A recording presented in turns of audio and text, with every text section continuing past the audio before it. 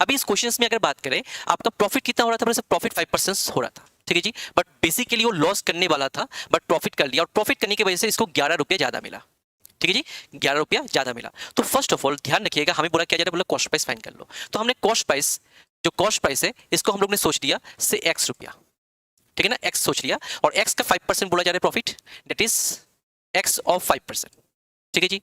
इनका और x of 5% that is loss वाला, इन दोनों का डिफरेंस कितना है सर, 11 रुपया देके रखा है, क्वेश्चन में देके रखा है। ये प्रॉफिट है, ये लॉस है, तो प्रॉफिट से लॉस माइनस करना ही पड़ेगा, क्योंकि डियर प्रॉफिट वैल्यू ज्यादा रहेगा, लॉस वैल्यू कम रहेगा। तो डियर इसका अगर वैल्यू निकाला जाए तो कितना आएगा डियर सर, ये अगर निकाला जाए दैट इज मैं लिख सकता हूँ 5x/100। बोलो 5x/100 कहाँ से आया, 5% मतलब 5/100 होगा, इंटू में x हो जाएगा, ठीक है जी, माइनस 5x/100, ठीक है जी, बराबर क्या है सर 11 हो गया।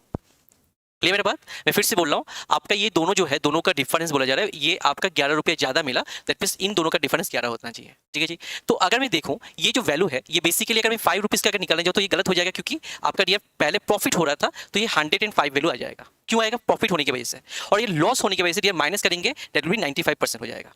कि जो है बेसिकली प्रॉफिट और लॉस का डिफरेंस आ रहा है, और बोला जा रहा है बेचने की वजह से, तो बेचने की वजह से मतलब इन दोनों का सेलिंग प्राइस का आएगा। तो इन दोनों का डिफरेंस अगर निकाला जाए तो क्या आएगा सर, 100 आएगा, और ऊपर में है 105x minus 95x equals to 11 आया, ठीक है जी। अभी इन दोनों का डिफरेंस कितना आएगा sir, 11x sorry 10x divide by 100 equals to dear 11। Cross multiply करने से पहले इन दोनों को जीरो काट देंगे, तो x/10 का बराबर क्या आ रहा है 11, और जिसको क्रॉस मल्टीप्लाई करने से x इक्वल्स टू 110 आ रहा है, ठीक है जी। ये आपका option B is the right one. But अभी